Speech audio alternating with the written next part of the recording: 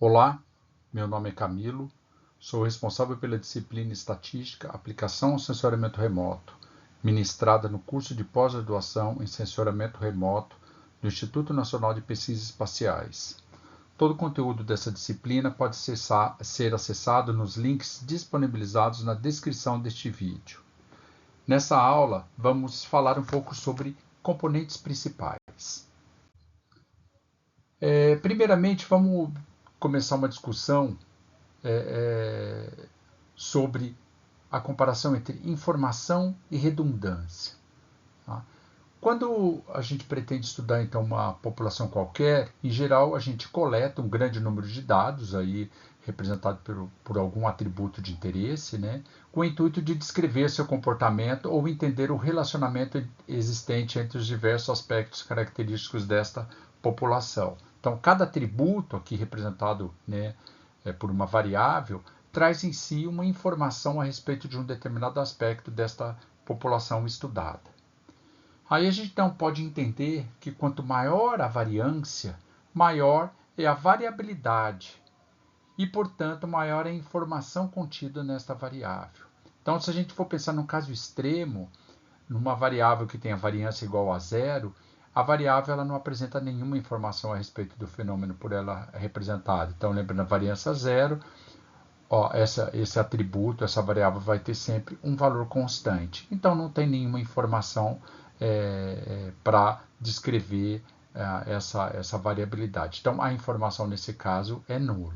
Então, nesse caso, a gente traduz quanto maior a variância, mais informação contém aquela variável. Quando as medidas adquiridas elas são feitas sobre o mesmo indivíduo ou a mesma posição geográfica, né, espera-se que possa haver alguma relação entre elas. Essas relações podem ser fortes, fracas ou então nem existir. A gente já viu uma discussão, essa discussão a gente já fez quando a gente estava começando a falar sobre análise de regressão. Né? Então vai na mesma linha.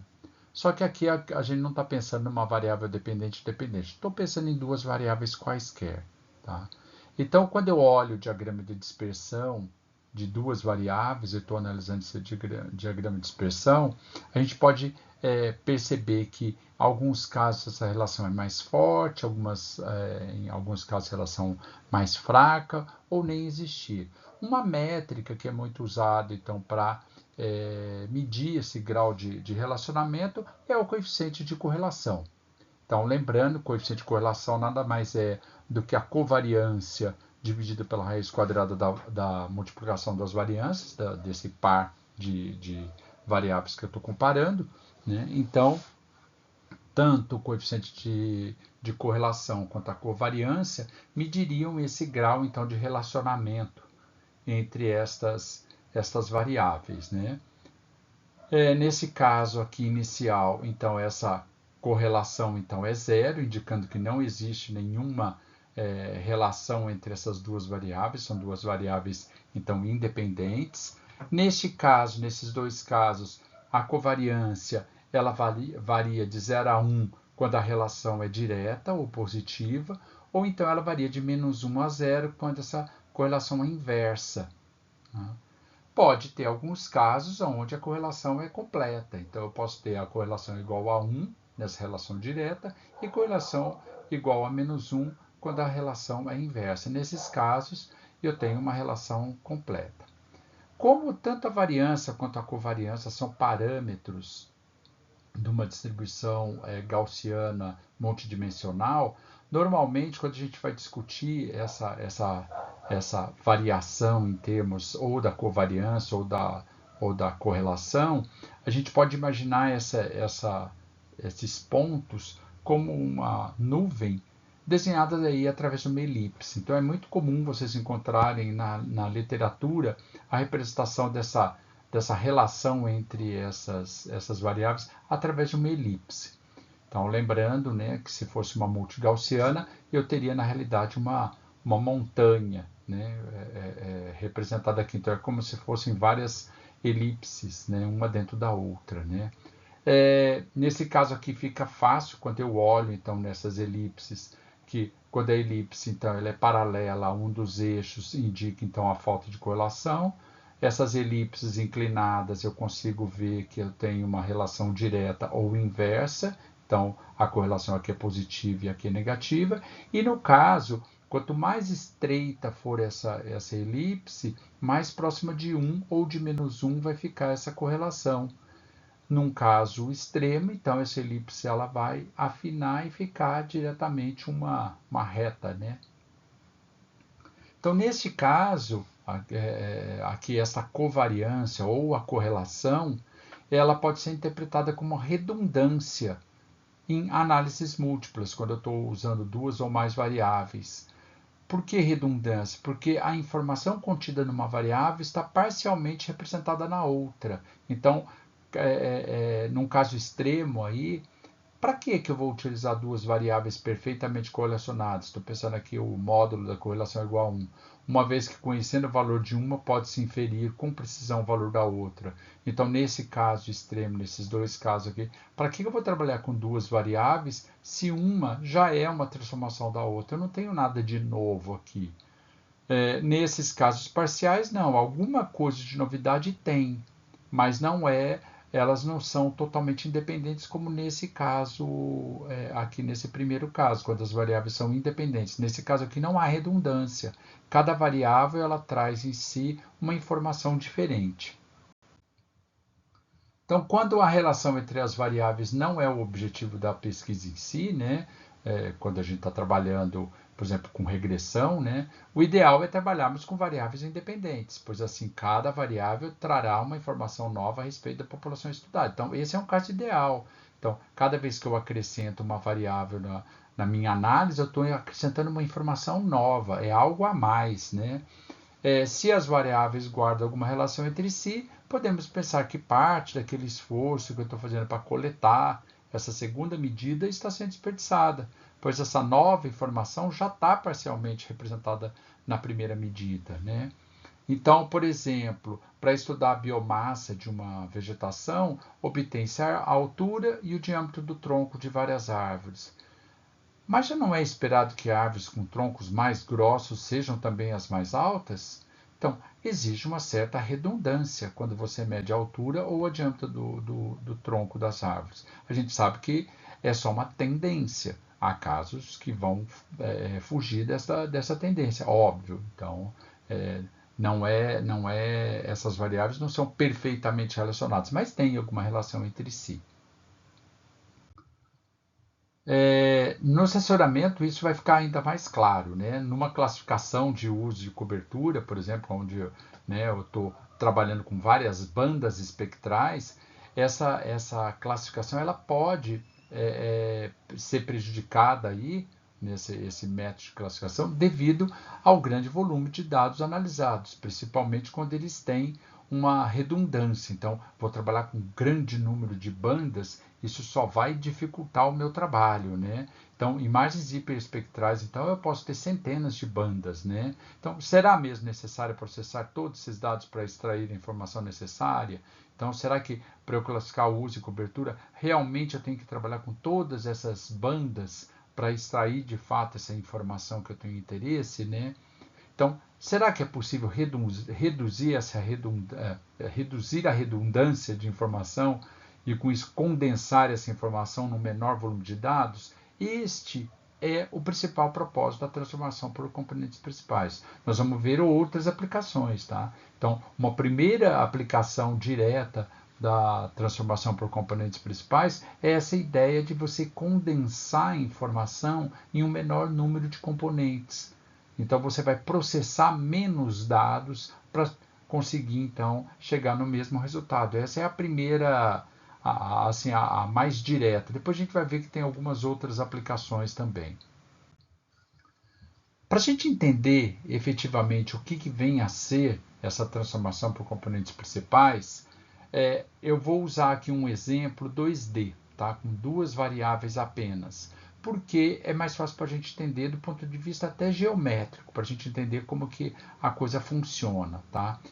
E nesse caso aqui, eu vou representar então essa nuvem de pontos que mostraria a relação entre x1 e x2 como essa elipse inclinada. Então, o fato dessa elipse estar inclinada, eu já consigo entender que a covariância aqui ela é positiva, maior aqui do que zero. Se fosse zero, essa elipse seria paralela aos eixos. Tá? Então, como ela é inclinada, eu já posso garantir que essa covariância ela é positiva. Então, existe uma certa redundância de informação entre x1 e x2, nesse caso aqui.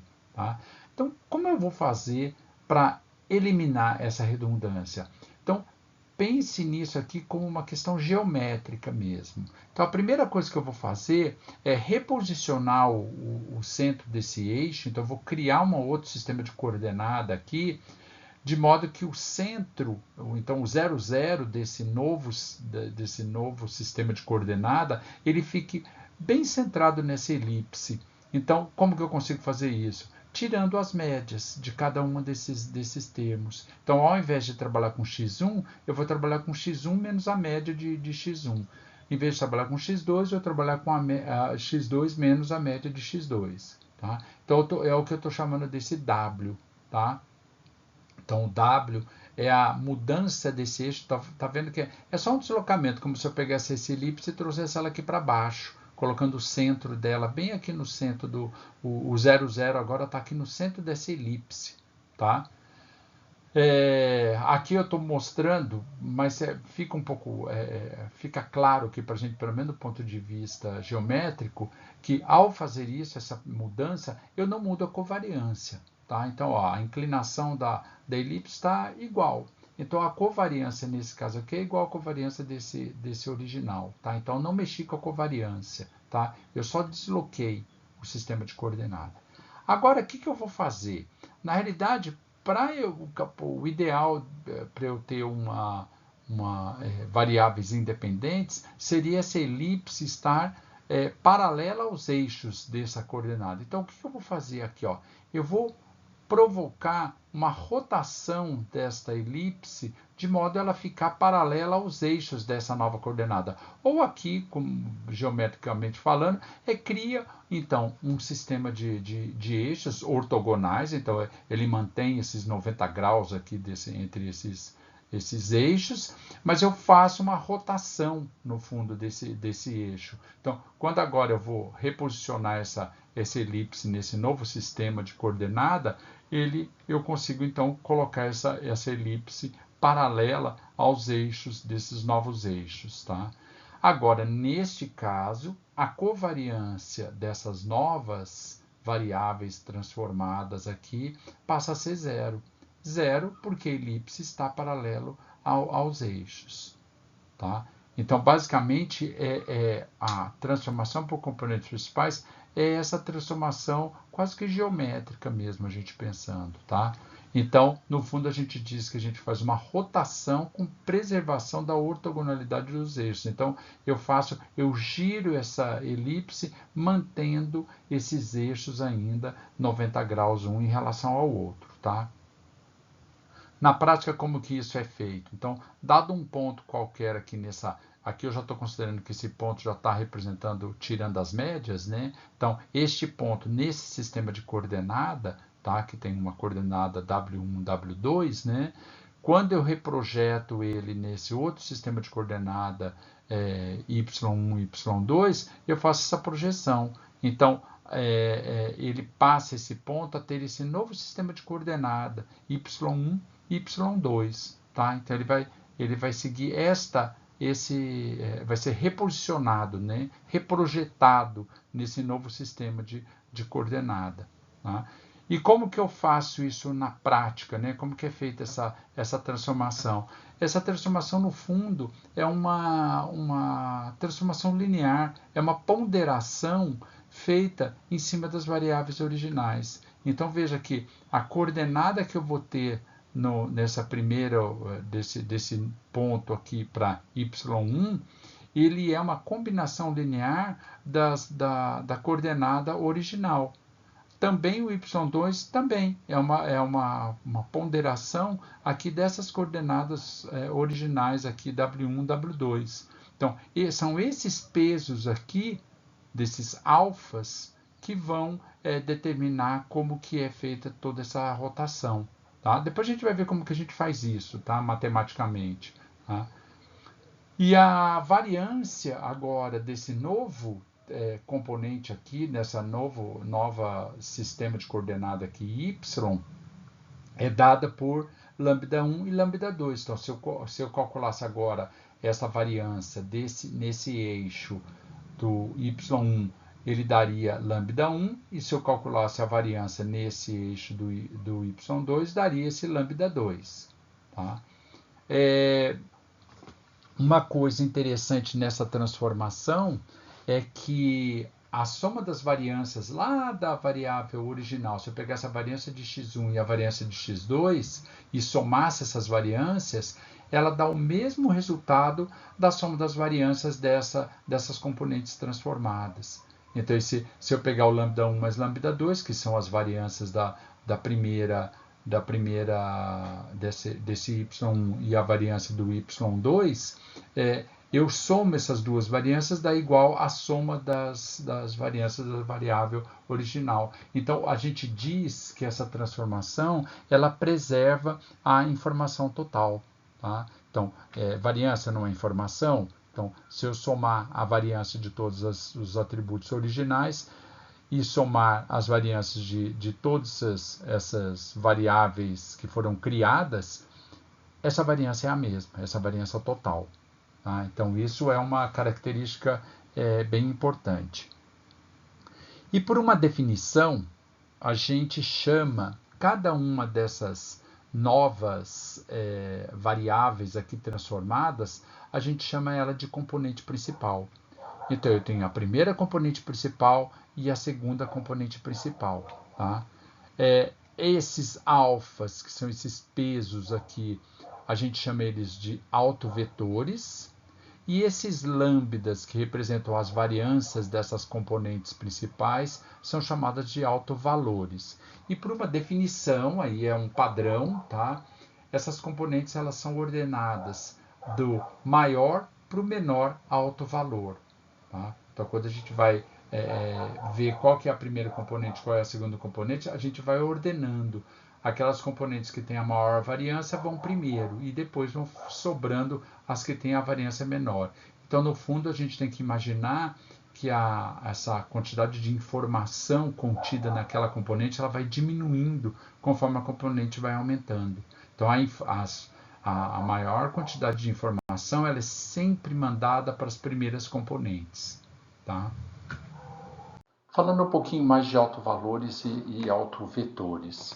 Então, os autovetores, de fato, eles representam então, as transformações lineares aplicadas em m variáveis correlacionadas, de modo a obter m variáveis não correlacionadas. E elas podem ser representadas através de uma matriz aqui, representada por alfa. Essa matriz, então, ela é sempre quadrada, m por m. Nesta matriz, os autovetores estão organizados em colunas. Ou seja, o primeiro autovetor está na primeira coluna, o segundo autovetor está na segunda coluna e assim por diante. Algumas implementações acabam representando esta matriz de autovetores transposta. Então, a gente não tem o que fazer. Como a matriz é quadrada, de alguma forma isso tem que estar explícito quando você for avaliar esses valores.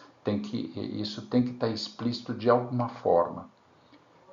Já os autovalores, eles representam, como a gente tinha falado, a variância de cada componente, essa variável transformada, né?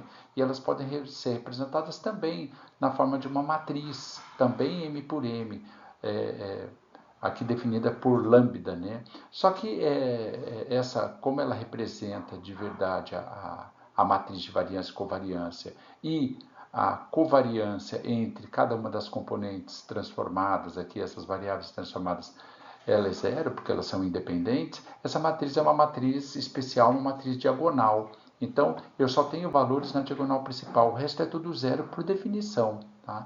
E também, por definição, os autovalores eles são organizados sempre do maior para o menor. Usualmente, por ser uma matriz diagonal, esses autovalores eles são representados através de um vetor. tá? Então eles já colocam já só os autovalores, porque o que interessa mesmo está na diagonal, o resto é tudo zero, né? Mas como são calculados os autovalores e autovetores?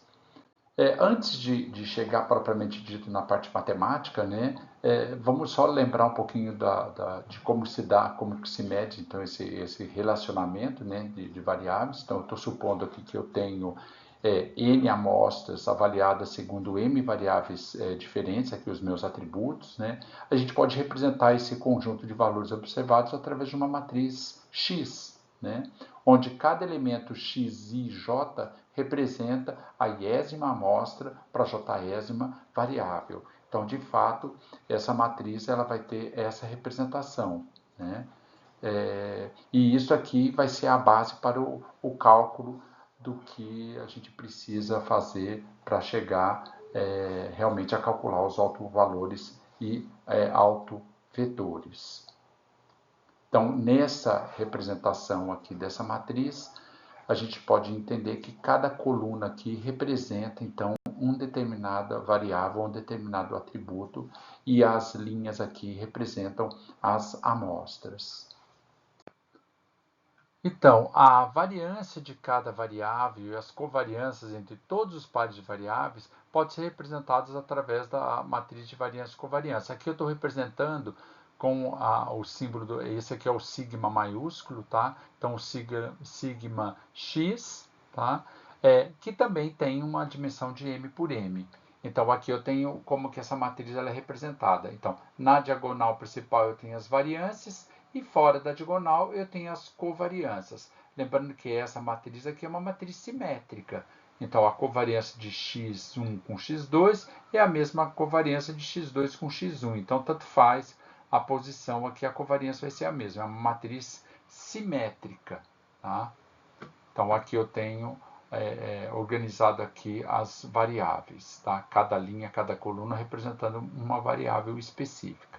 Tá? Lembrando que a fórmula para o cálculo da covariância amostral é dada por essa fórmula aqui. Né? Então, a multiplicação das diferenças aqui entre cada valor e a média para aquela variável dividido por n-1, como é feito na variância amostral. Né? Lembrando também que a covariância da variável com ela mesma é a própria variância. Né? Isso aqui é curiosidade. E aqui que as covariâncias são as mesmas, independente de quem está em primeiro lugar aqui. Né? Então, K e L é a mesma coisa de L e K. Então, beleza. Então, vamos lá. Então, os autovalores e autovetores, eles são obtidos de modo a satisfazer as seguintes condições. Tá? Então, isso daqui, de onde que vem isso? Isso vem dessa transformação que a gente está buscando para preservar a ortogonalidade. Tá? Então, a gente tem várias ideias. A gente quer que os autovetores eles sejam ortogonais e eu quero produzir componentes que sejam independentes. Então, a covariância desses componentes tem que ser zero. Tá? Então, aqui é uma notação matemática, tá?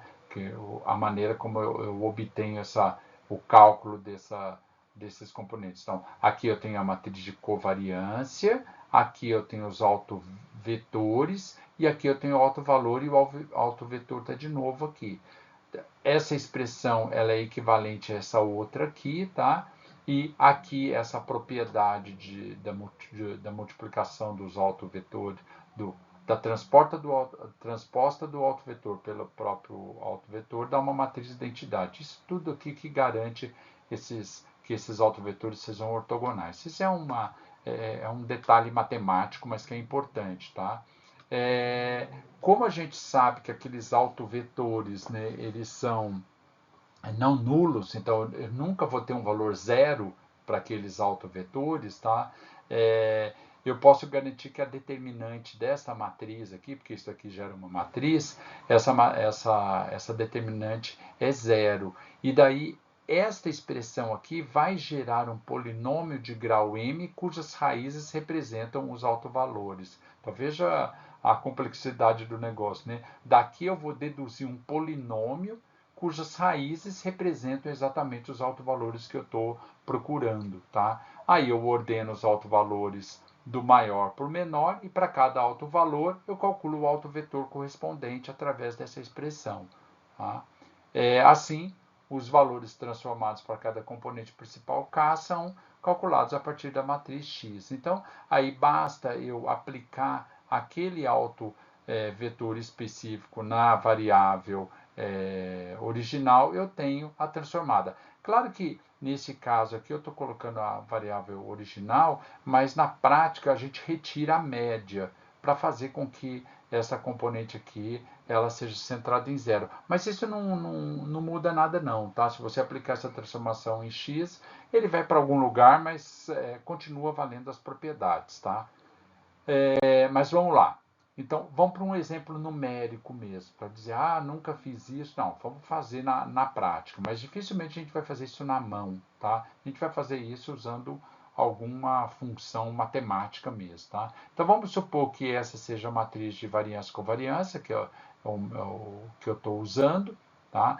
Ó, tá vendo? Ela é uma matriz simétrica, a diagonal aqui ela é sempre positiva, porque aqui eu tenho as variâncias, então tem uma série de características aqui importantes, né?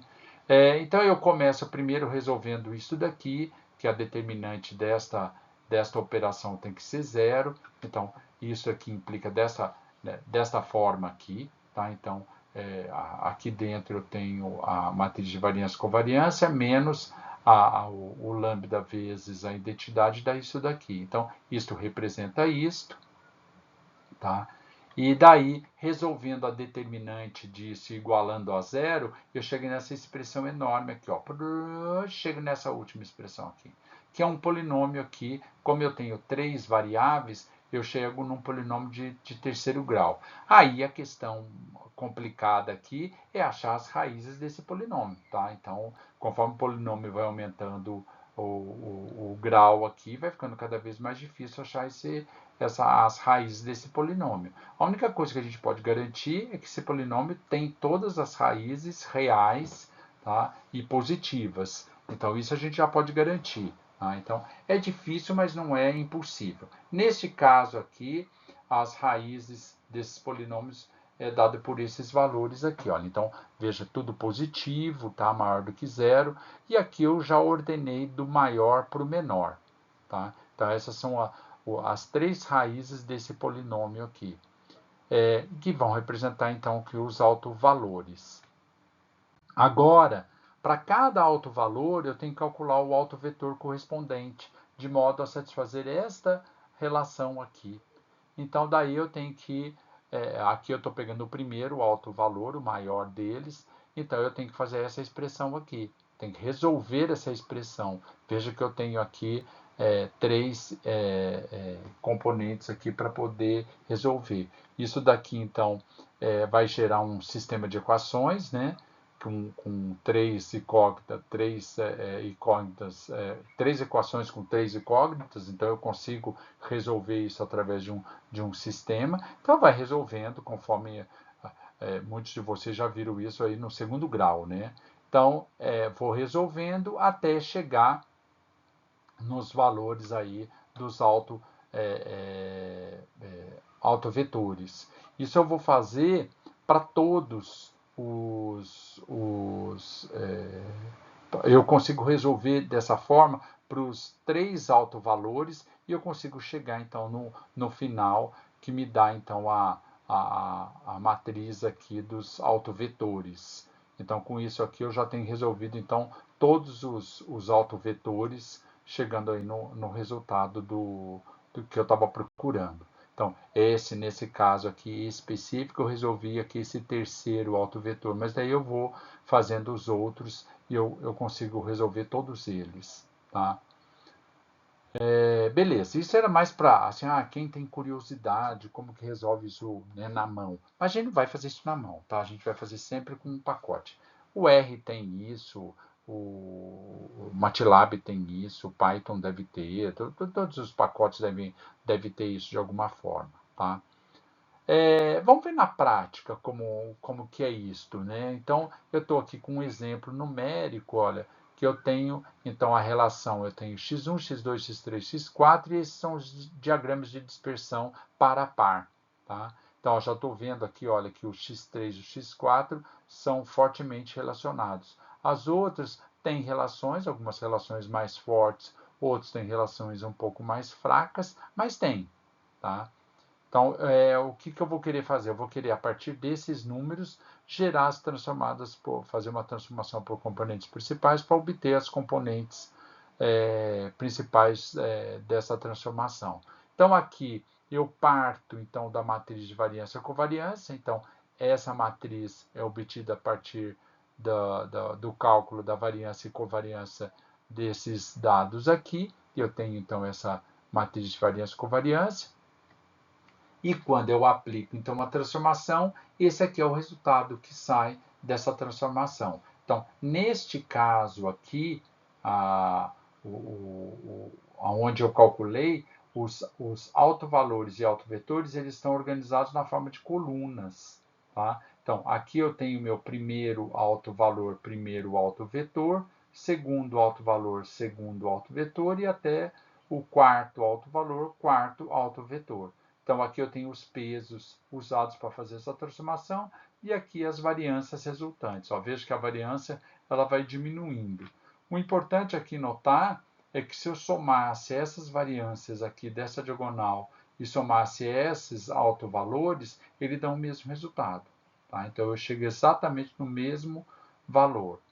Então, ao agora aplicar esses pesos sobre as minhas variáveis originais, cada uma delas descontando a média, então eu pego cada uma delas, desconto a média e faço a transformação segundo os autovetores, eu tenho esses valores aqui de componentes principais e aqui eu tenho o diagrama de dispersão par a par. Veja que agora, olha, eu não tenho nenhuma relação entre essas componentes. Ficou uns pontos todos dispersos aqui, olha, não tem nenhuma relação aparente, né? Se eu pegasse, ainda assim, pegasse essas componentes e calculasse a matriz de variância e covariância, eu confirmaria isso, né? Olha aqui eu tenho as variâncias, que representam os autovalores, e aqui eu tenho um monte de zero, indicando que a covariância é nula, ou seja, eles são independentes entre si, de fato, né? E uma outra análise que a gente costuma fazer aí, quando a gente vai olhar essas componentes, é ver o quanto de informação eu consigo acumular nessas componentes. Então veja que se eu olhar aqui nesse caso aqui, olha, essa primeira componente aqui, ela guarda 92,2% da variação total. Então é 15,7615 sobre a soma de todas as variâncias. Isso representa 92,2%. Tá? Então, praticamente toda a informação foi jogada aqui para essa primeira componente. Tá? Se eu analisasse, considerasse as duas primeiras componentes, então eu vou fazer uma análise multivariada aí com duas variáveis, essas duas variáveis juntas guardam 99,7% da variação total. Então veja que muito pouco sobra para as últimas componentes. Essas últimas componentes elas praticamente não guardam nada de informação nova, não tem nada de novo lá. Tá? Então esse aqui, nesse gráfico aqui, então eu tenho 99,7% de toda a variação que eu observava naquelas quatro variáveis originais. Então, do ponto de vista assim, de informação, é mais fácil lidar com essas duas componentes só do que trabalhar com aquelas quatro. Aquelas quatro variáveis originais estão representadas nessas duas componentes condensadas aqui. Vamos ver como que isso é feito no R, né? Então aqui eu tenho a entrada de cada uma das variáveis originais, eu entrei dessa forma aqui só para a gente poder rodar na mão. Mas, claro, pode ler de um arquivo, né? Um data frame. Tá? Então aqui eu só criei essa matriz, né? Aquela matriz X. E aqui eu tenho a matriz de covariância. Tá? Então essa é a matriz de covariância. Tá? Se eu somar a diagonal, eu vou ter a minha informação total. Então, a informação total nesse conjunto de dados é essa, 17.09 aqui. E, ao rodar, então, a componente principal, por essa função aqui, eu estou calculando a principal componente, eu vou ter aqui o que seria os autovalores, mas de verdade aqui o que ele representa é a raiz quadrada dos altos valores, porque ele prefere representar isso não na forma de variância, e sim na forma de desvio padrão. Então, é só estar atento, né? Então, aqui não é o lambda, e sim a raiz de lambda, tá? Mas, de qualquer maneira, aqui eu tenho os autovetores, tá? Então, aqui, quando eu faço a soma desses valores aqui ao quadrado, então, no fundo, eu estou fazendo a soma dos lambdas, vejo que eu tenho o mesmo resultado, indicando, então, aqui que eu estou preservando esta informação total. Aqui eu tenho, quando eu coloco o summary, ele também já coloca outras informações relevantes para a gente. Então aqui ele mostra aqui de novo aqui a raiz quadrada do lambda, né? Mas ele mostra a proporção da variância que cada uma dessas componentes representa e a proporção acumulada. Então fica fácil da gente saber, se eu usar as duas primeiras componentes, eu tenho aqui 99,7% da informação total.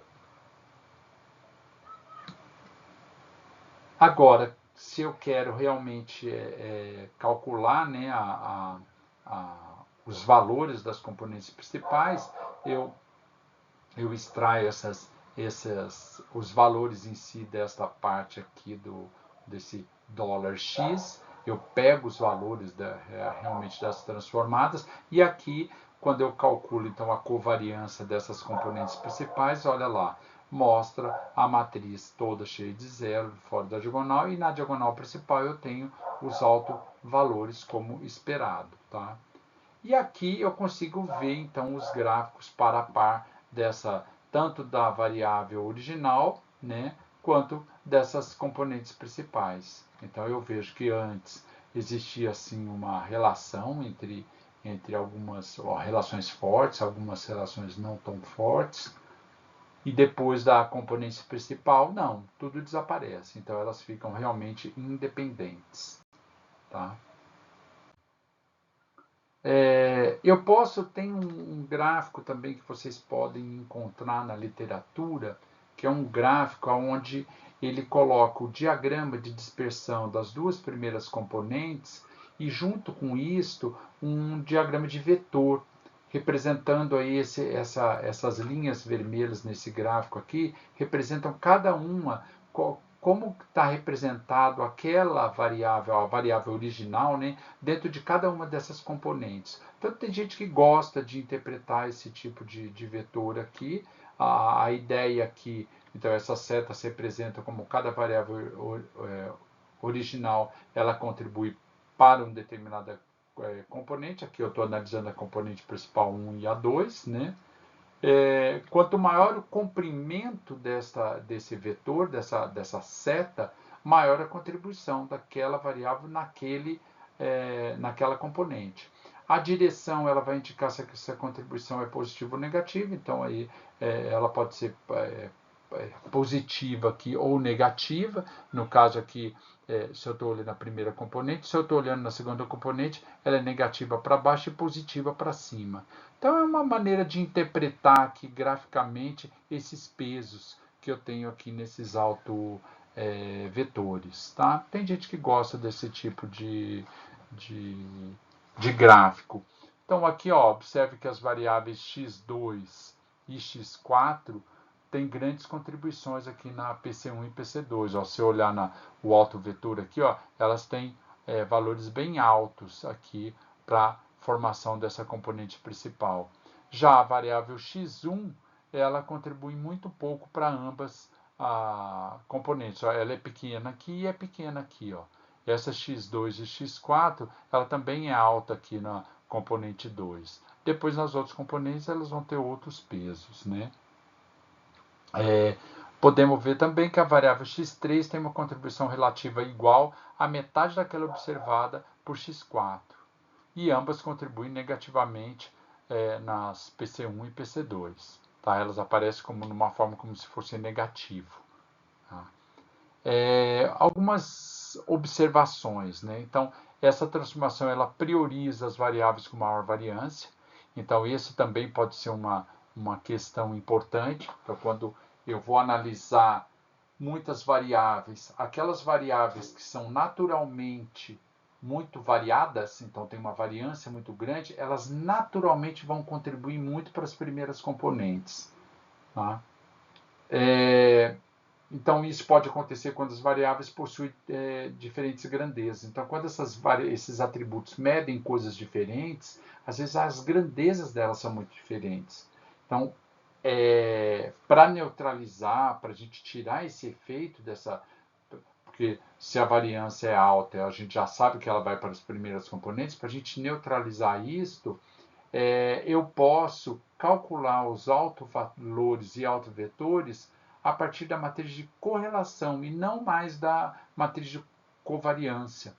Ao calcular a partir da matriz de correlação, o que a gente está fazendo? A gente está dando o mesmo peso para as variáveis. Então, cada variável vai ter basicamente o mesmo peso. Não tem mais a influência pelo fato dela ter uma variância alta, ela ser empurrada aí para as primeiras componentes. Eu neutralizo isto. Claro que daí as interpretações elas vão ser um pouco diferentes, porque daí a soma dos autovalores não vai ser mais igual à soma das variâncias originais. Vai ser igual, na realidade, ao número de variáveis, porque eu vou ter um monte de 1, né? Então vai ser igual ao número de variáveis analisadas. Então perde um pouco desse sentido da informação, né, preservada. É uma outra ideia, né, na realidade. Então, lembrando aqui da fórmula da correlação, né? E lembrando que também essa matriz é simétrica e que a correlação da variável com ela mesma, por definição, ela é 1. Tá? Então, no R, para computar essa transformação por componentes principais utilizando a matriz de correlação, eu uso a mesma função, só que eu coloco ela aqui, esse scale true. Ele já entende que é para usar a matriz de correlação e não a matriz de covariância. Tá? Por usar a covariância ou a correlação, então essa transformação por componentes principais, ela pressupõe relações lineares entre as variáveis. Então isso é importante a gente entender, que eu vou conseguir um resultado mais interessante, com uma maior concentração da informação nas primeiras componentes, se a relação entre essas variáveis elas forem lineares. Então, por exemplo, se eu tenho uma relação que não é linear, olha, é igual a esta aqui, quando eu faço a componentes principais, ela vai tentar deixar esses valores independentes, mas o que ela vai conseguir fazer é isso aqui, ó. Então você fala assim, o componente principal 1 e o 2 são independentes? São independentes linearmente, mas quando a gente olha aqui a relação, existe ainda alguma relação. Então, essa aparentemente independência de variáveis não é verdade. Então, eu não consigo tirar desfazer essa dependência dela. Tá? Então, para maximizar isto, eu tenho que ter relações lineares. Num caso extremo aqui, olha, se eu tiver uma relação quadrática e for fazer as componentes principais, às vezes eu consigo o mesmo resultado. Eu não consigo fazer nada com isso. Porque para uma relação quadrática, a correlação é zero. Então ela já acha que isso aqui é independente, então ela só repete. Tá? Nesse caso, como a correlação é zero, considerando uma relação linear, a componente principal não vai fazer nada. Eu vou ter os mesmos valores das componentes das variáveis originais. Então, nesse caso aqui, ela perde esse efeito, né, de tentar fazer com que elas sejam independentes. Eu estou vendo uma relação forte aqui entre elas, só que eu não consigo eliminar através dessa transformação. Então, por usar a matriz de covariância e correlação, ou correlação, né, os resultados dessa transformação são mais adequados quando os dados podem ser representados por uma distribuição multigaussiana ou gaussiana multidimensional. Então, assim, se eu sei que os meus dados são normalmente distribuídos, essa transformação ela é muito eficiente. Então, se eu tenho a minha distribuição dos meus dados, ele funciona como se fossem elipses, né? Como se fossem duas montanhinhas, né? Ou uma montanha aqui no centro. A transformação por componentes principais vai ter resultados muito interessantes. Ela vai realmente conseguir comprimir essa informação nas primeiras componentes. Agora, se de fato a relação for uma coisa muito irregular, vocês vão ver que essa transformação ela não vai ter um resultado tão bom assim quanto o esperado, tá? Então, nesse caso, vai dar ótimos resultados, e isso aqui nem tanto, tá? A transformação pode não ser eficiente se diversas subpopulações com diferentes relações forem analisadas simultaneamente. Esse também é um problema. Às vezes a gente coleta informação que representa um monte de alvos diferentes. Cada um ocupa um pedaço aqui desse diagrama de dispersão. Se eu for fazer uma transformação aqui geral, pode ser que o resultado não fique tão bom. Tá? Se eu conseguisse isolar cada um desses grupos, talvez o resultado ficasse mais interessante. Tá? Mas então ela não se presta para esses dados que têm uma distribuição muito doida, né? E uma coisa importante também, que a interpretação dos valores de uma determinada componente principal pode ser bastante difícil, necessitando aí a avaliação do autovetor correspondente. A gente vai ver agora a gente vai ver alguns exemplos. Quando chegar na parte de imagens, vocês vão entender o que eu estou querendo dizer dessa interpretação, o que ele significa. É difícil, não é fácil a gente interpretar aquele resultado. Tá? Então vamos para algumas aplicações, tá? Onde a gente usa componentes principais. Tá? Então a mais direta, assim, a primeira aplicação, quando alguém fala para que serve, é a diminuição da dimensionalidade do problema. Tá? Então, ao invés de se trabalhar com 50 dimensões, a gente escolhe as primeiras componentes que guardam a maior parte da informação total. Então, a gente imagina que esse número menor de componentes vai ainda estar pegando quase que toda a informação realmente relevante e desprezando uma parte que passa a ser irrelevante. Tá? E qual que é a vantagem disso? Isso melhora muito o desempenho de classificadores que se baseiam em inversão de matrizes, como no caso do classificador Maxwell-Gaussiano. Então, esse tipo de classificador tem uma parte lá que ele faz inversão de matrizes. E isso aí, se a matriz é muito grande, ela perde, ela tem problemas mesmo para fazer o cálculo dessa inversão. Às vezes nem consegue, dependendo do pacote que você está usando, ele tem impedimento mesmo de você usar, tentar fazer uma classificação gaussiana aí, Maxwell-Gaussiano, usando tantas dimensões assim. Ele pode dar problema, tá?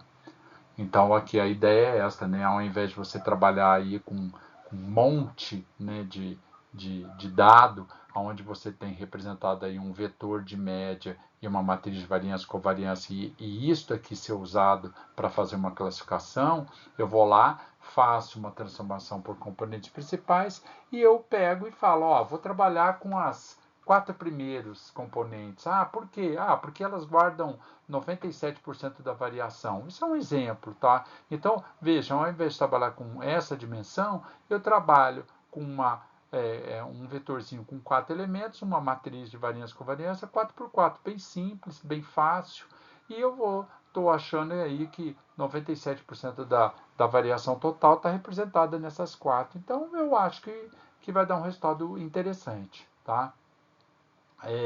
E além disso, né, essa matriz de variância com variância aqui é uma matriz diagonal. Então isso facilita demais a inversão de matrizes. Nossa, fica ótimo. Isso aqui é muito eficiente para fazer, tá? Porque essas componentes são todas independentes uma da outra. Isso facilita muito, né, a parte de classificação. Uma outra coisa também é a visualização de dados, que é uma coisa também interessante, né?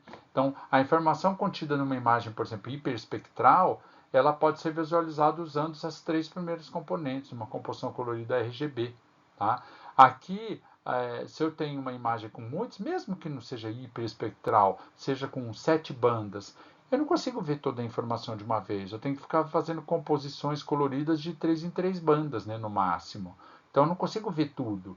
Agora, quando eu faço componentes principais e eu pego as 3 primeiras componentes, isso já mostra para mim a grande maioria do dado que eu tenho, toda a variabilidade de dados, né? Então, um exemplo aqui, né? Vamos pegar um exemplo. Peguei as 6 bandas do TM aqui, tá? 1, 2, 3, 4, 5 e 7. Tá? Peguei uma órbita ponta aqui num ano específico aqui qualquer, tá? De uma área também qualquer, não importa.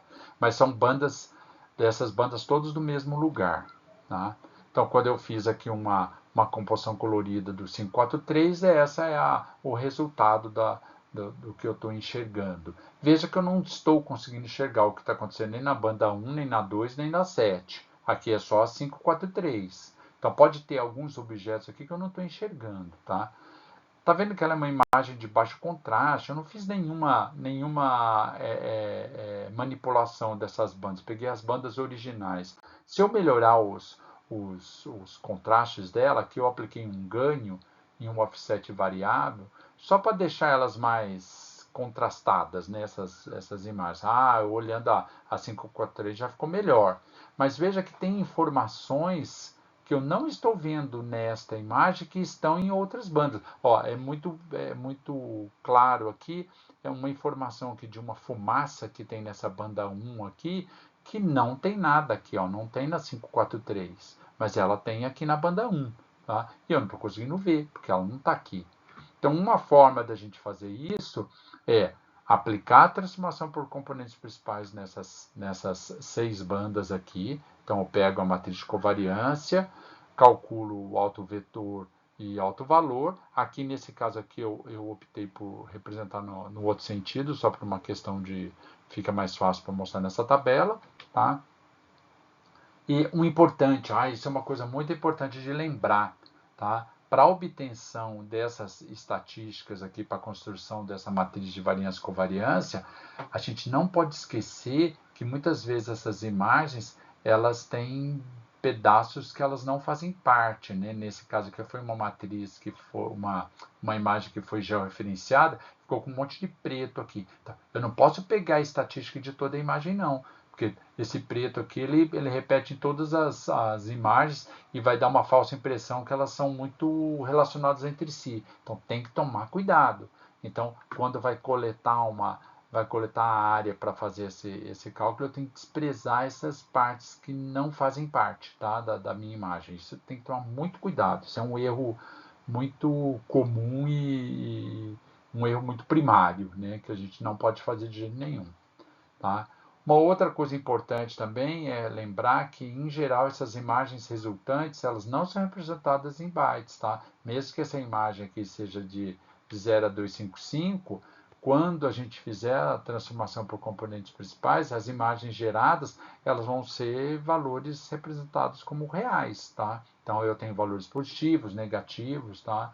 Então, o armazenamento dessas componentes novas, ela ocupa muito mais espaço, tá? De armazenamento mesmo, tá? Tem que lembrar desse detalhe, tá? Então aqui é um exemplo, né? Eu peguei aquelas 6 bandas e apliquei aquela transformação por componentes principais e essa aqui foi o resultado que eu encontrei, tá? Aqui, como eles eram valores reais, né, negativos e positivos, eu tive que fazer uma transformação para nível de cinza para poder enxergar ele aqui na tela, né? Então eu apliquei o mesmo ganho e um offset para o mesmo ganho e offset que eu apliquei para CP1 eu apliquei para os outros, tá? Para a gente ter essa ideia do relativo. Tá? E quando eu olho, então, olha, veja que a primeira componente, olha lá, tem muito mais variabilidade, olha os níveis de cinza aqui, e essa variabilidade ela vai diminuindo, chegando nas últimas componentes, onde praticamente você não vê nada. Tá? A variância desta última componente é muito baixa, ó, tá vendo? Ó, representa 0,1% do todo, então é muito baixa. dessas últimas componentes. E a visualização, então, se eu pegar as 3 primeiras componentes e colocar no RGB, eu tenho isso aqui. Então, esta imagem, do ponto de vista de riqueza de informação, ela é muito mais informativa do que aquela outra que a gente viu anteriormente, que era uma composição das bandas 543 só. Aqui eu tenho muito mais informação. Tá? Só que qual que é o problema? É a interpretabilidade. Então, assim, aplicar uma interpretação visual nesta imagem é muito mais complexo. Então, você pega um alvo aqui, tem um verde clarinho. Por que esse alvo está verde clarinho? O que significa esse alvo verde clarinho? Muito difícil. Olhando aqui, já saber o que é isso. Tá? Então, o que normalmente as pessoas fazem? Elas olham a composição 543 ou alguma composição que a pessoa esteja familiarizada para reconhecer o alvo, e daí ela vai mapeando cada um desses alvos que aparecem aqui. Então você fala, esse alvo aqui é, sei lá, é algum use cobertura específico. Então todos esses verdinhos aqui deve ser a mesma coisa. E assim vai. Tá? Uma coisa que a gente vê aqui, né, que aparentemente, então, conforme a componente vai aumentando, a informação contida nessa área diminui, né? Olha lá, olha, menos coisa vai dar para ver nessas últimas componentes. Aqui está pegando um detalhe desta região aqui, né? Mas será que essas últimas componentes realmente não tem nada que presta? Pode jogar fora sem ter nenhum problema? Então, quando a gente faz um ganho offset arbitrário para poder estourar mesmo, para a gente poder ver o que tem de diferente, tá? Então, eu estou tentando representar na máxima variabilidade possível que eu consiga enxergar. Olha o que acontece. Essas últimas componentes, de fato, elas acumulam muito ruído. Então, se a imagem tem algum problema de processamento, alguma coisa, vocês vão ver esses ruídos sendo jogados para essas últimas componentes. No entanto, gente, tem que tomar muito cuidado, porque assim, se um alvo tiver um comportamento muito específico numa determinada banda, às vezes esse alvo ele vai aparecer nas últimas componentes. Então, assim, eu já ouvi falar, eu não sou desta área, mas eu já vi relatos que o pessoal que trabalha, por exemplo, em geologia, muitas vezes vai ter interesse no alvo justamente nas componentes, não na última, mas nas últimas componentes, aquele alvo que ele está procurando vai estar lá. Porque é alguma característica muito específica de uma banda muito específica. Então, esse alvo, essa característica desse alvo vai aparecer nas últimas componentes. Então, posso descartar sem medo as últimas componentes? Não, é sempre bom dar uma olhada para ver o que está acontecendo nessas últimas componentes, para ver se tem alguma informação que você acha que é relevante. Tá? Então, sempre vai aparecer alguma característica muito peculiar de um alvo que vai estar nessas últimas. Mas como elas vão estar carregadas de ruído, também essa informação, muitas vezes, ela é difícil de extrair. Tá? Uma outra aplicação também é detecção de mudança. A gente já viu, algo até existe na literatura, alguns artigos que discutem isso. Daí como que eles fazem? Eles pegam 2 datas, daí tem que pegar uma banda específica, tá? E daí fazem a transformação por componentes principais, e daí os valores extremos da segunda componente evidenciam onde aconteceu a mudança. Por que isto? Então, assim, eu tenho data 1 e data 2. Então, aqui está tudo que é meio comum nas 2 datas. Idealmente, se não mudou nada, nada, nada, eu vou ter uma reta aqui, né? Se não mudou absolutamente nada. Mas vamos imaginar que, por efeitos de iluminação, algum detalhe, né? Eu posso ter pequenas mudanças nesse alvo. Então, eu espero alguma coisa nesse sentido aqui.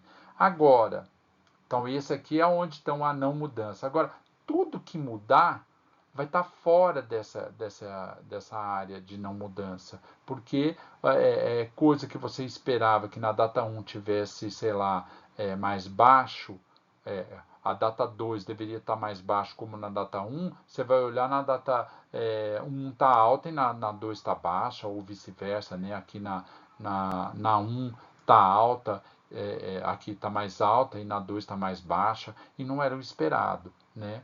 Então, tudo pode acontecer aqui.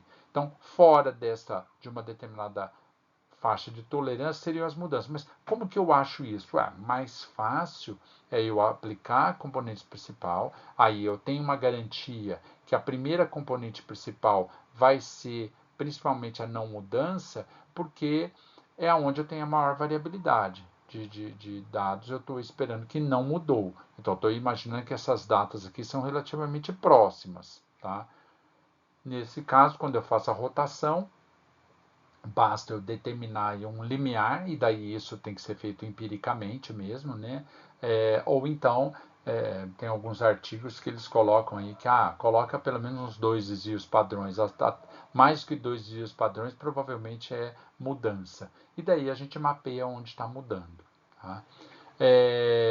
Como eu tenho que trabalhar na mesma banda, eu já vi até trabalhos mais ousados ainda, que eles fazem transformação por componente principal de um conjunto de dados, de uma data, componente principal da outra data, daí eles pegam as primeiras componentes das duas datas e faz de novo uma componente. Então, dá para ser bem criativo, né, para achar essas mudanças. Tá? Então, dá para fazer muita coisa. Tá? Tem uma outra técnica aí de processamento de imagens que chama aumento de contraste por decorrelação.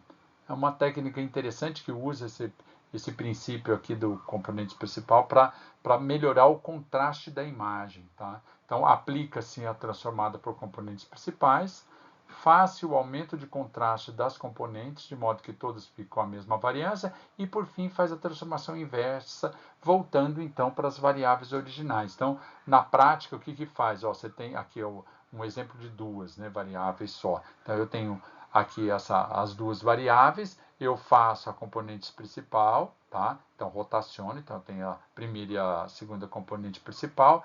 Aí, o que eu faço? Eu pego essa variável aqui, essa componente tem essa variância, e essa outra segunda componente tem uma variância menor. Não, eu faço as duas ficarem com a mesma variância. Então, ao invés de uma elipse, eu vou ter um círculo, tá? Quando eu pego esse círculo, agora eu faço uma rotação inversa, então essa mesma rotação que eu fiz para sair dessa coordenada do x e vir para a componente principal, eu faço pelo inverso, e eu restabeleço. Claro, depois tem que somar as médias, fazer aquela história toda. Mas eu consigo restabelecer de novo o x1 e x2. Só que agora, como isso vira um círculo, o círculo ele é independente. Ele caracteriza uma independência aqui, né? Então é como se eu pegasse essa elipse e conseguisse esticar ela nesse sentido aqui, né? O que não é possível fazer direto por uma transformação linear simples aqui nas componentes originais, só dá para fazer desse jeito. Tá? Então, com isso, a gente tem uma imagem que ela tem um contraste, né, maior, né, das variáveis, e, além disso, elas passam a ser não correlacionadas. E uma outra coisa também muito legal, que você já sabe que eu gosto, é a parte de simulação de dados correlacionados. Então, essa técnica permite que eu faça a simulação de dados correlacionados. A gente viu como que a gente faz a correlação aí de várias variáveis de várias distribuições. Aqui, com a componente principal, eu consigo também simular dados correlacionados. Então, eu calcula-se os autovalores e autovetores a partir, né, da matriz de variância e covariância. Eu simulo os dados não correlacionados, então eu faço a simulação lá na componente principal, como se eu estivesse simulando as componentes principais, né? Então, com variância igual aos autovalores, e daí eu faço a transformação inversa. Então, eu construo, no final das contas, um conjunto de variáveis que tem, então, uma certa relação entre si. Então, aqui um exemplo só, né, dessa simulação, como eu posso fazer. Então, imagino que eu quero simular aí 3 variáveis correlacionadas, tá? Então, estou representando aqui através de uma matriz, né, X, tá? Então, ela aqui eu estou supondo que eu quero uma multigaussiana, tá? Uma gaussiana com a média representada pelo vetor de média e aqui a matriz de variância e covariância, tá? Então eu quero simular uma multigaussiana com essas características aqui, tá? E eu desejo simular então 500 valores dessas três variáveis, respeitando as correlações entre elas, aqui no caso representada pelas covariâncias. Tá? Então a simulação conjunta, mesmo por uma distribuição gaussiana, não é muito simples de fazer. Depois a gente vai ver que o R tem tudo, né? Daí o R tem uma função que já faz isso direto. Mas se eu tivesse que fazer isso num Excel da vida, eu conseguiria fazer sem nenhum problema, tá? Não é difícil de fazer, tá? Porque essa simulação de variáveis independentes é uma maneira muito tranquila de fazer, a gente já sabe fazer isso, tá? Então, esse exemplo específico, então eu vou partir dessa matriz de variância e covariância e calculo as componentes principais. Quando eu faço esse cálculo, eu tenho aqui o vetor os autovalores e aqui os autovetores. Tá? Então, por definição, todas as componentes principais têm média zero e variância dada pelo autovalor correspondente. Então, além disso, no caso da distribuição gaussiana, a forma da distribuição é preservada após a transformação. Então, se os dados originais são gaussianos, as componentes também vão ser gaussianas, tá? Então, eu posso fazer esse tipo de simulação de uma maneira muito simples. Eu vou simular três componentes principais com as médias zero e as variâncias dadas pelos autovalores. Então, isso aqui é bem tranquilo de fazer, né? Não tem nenhum problema.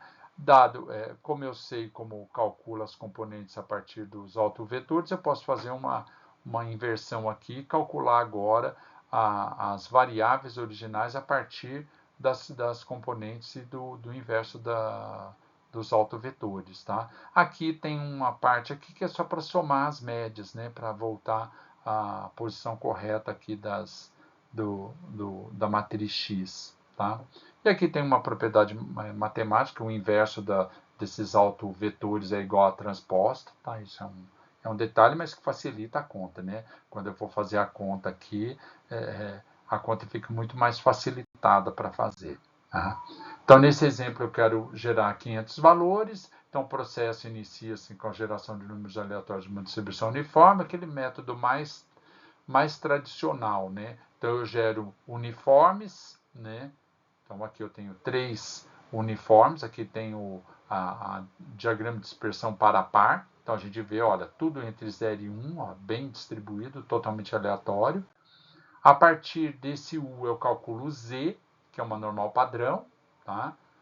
Calculei Z, elas passam a ser assim agora, né? Essas são as 3 distribuições, mas ainda continuam totalmente independentes uma da outra, tá? E todas elas com a mesma, então, média zero e variância 1. Agora, eu vou aplicar a variância, vou fazer cada componente dessa ter a variância igual ao autovalor. Então, quando eu faço isso, eu tenho agora sim os componentes e ela tem esse aspecto. Aqui eu mantive os mesmos valores de menos 10 a 10 para todos os eixos, para a gente ter essa ideia de que tem algumas componentes principais têm variância maior do que outras, tá? E, por fim, eu tenho que fazer a transformação inversa, né? E somar a média para daí sim voltar, então, aos valores que eu estou querendo. Então, de fato, essas amostras aqui representam essa variável que eu estou simulando. Então, eu consegui simular aí 3 variáveis, uma multigaussiana, tá? que tem uma correlação, uma covariância aí desejada. Isso é particularmente útil quando eu estou fazendo um estudo aí que eu estou trabalhando com simulação. Então eu posso fazer isso automaticamente, né? É importante notar que, por se tratar de uma simulação, né, os valores de média, variância e covariância estimados a partir dos valores simulados não são exatamente os que se desejavam. Né? Isso é padrão da simulação. Né? E se eu repetir a simulação, vou ter valores diferentes também. Né? Então, isso era o que eu desejava, isso é o que eu tive nessa amostra que eu acabei de mostrar para vocês. Isso é o que eu desejava e isso era o que eu realmente obtive. Então, vocês vão ver que os números eles não batem perfeitamente, né? A média tende a ficar bem mais próxima, a variância e covariância já é um pouquinho mais difícil ter valores assim bem próximos mesmo. Não sei que eu tivesse amostras muito, muito, muito grandes, tá? Aqui, ó, a mesma coisa usando o R, tá? Estou fazendo exatamente o mesmo procedimento, então é só para vocês verem a questão do passo a passo dentro do R, tá?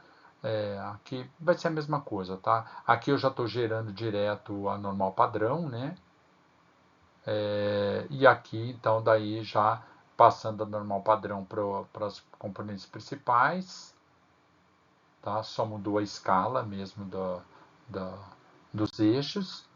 E depois, por fim, realmente chegando na variável desejada, x1, x2, x3. Aqui está as médias e variâncias covariâncias estimadas. Então, obviamente que é diferente daquele outro dado que eu tinha mostrado anteriormente. Então, e cada vez que eu gerar, vai dar algo diferente, né? Então, aqui tem o x barra e aqui a variância e covariância amostrais. Tá? Esse seria o valor ideal, esse seria o outro valor ideal. Então, só para efeito comparativo. Tá? No caso do R, é possível sim, você já tem implementações que já geram direto uma multigaussiana, então é mais fácil ainda, tá, gente? Aqui é uma biblioteca que eu achei, tá? Que faz esse tipo de simulação. Tá? Então, se você tem uma biblioteca, usa um simulador aqui, ele já fez direto. Ó, ele já gerou 500 amostras com uma média dada pelo vetor e o sigma aqui dado pela variância e covariância. Tá? Então, quando eu plotei isso, olha lá, já chegou num resultado já desejado já logo de uma vez. Está muito mais fácil, né? Então, veja aqui que aqui é o vetor de média amostral, a variância e covariância amostral e aqui os valores ideais. Então veja que os valores também deram bem próximos, mas se repetisse a simulação, daria valores relativamente diferentes.